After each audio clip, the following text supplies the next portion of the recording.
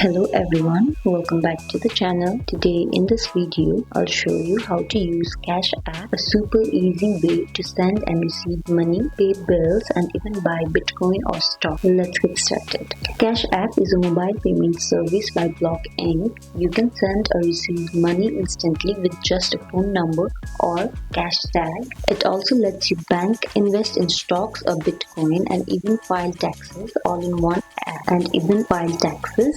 Now let's get to how to use it. To start, first you need to install your app if you haven't. So go to your app store, search CashApp on your search bar, and after this icon pops up, tap on that and install your app. Once you've installed the app, open up your app and then create an account using your phone or email. Then link a debit card or bank account to send or withdraw money. To send money, you can just tap the dollar icon.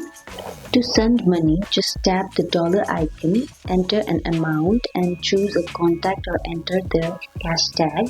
Add a note if you want and hit pay. To receive money, just share your cash tag. CashApp also gives you a free cash card, a Visa debit card that you can use in stores or online.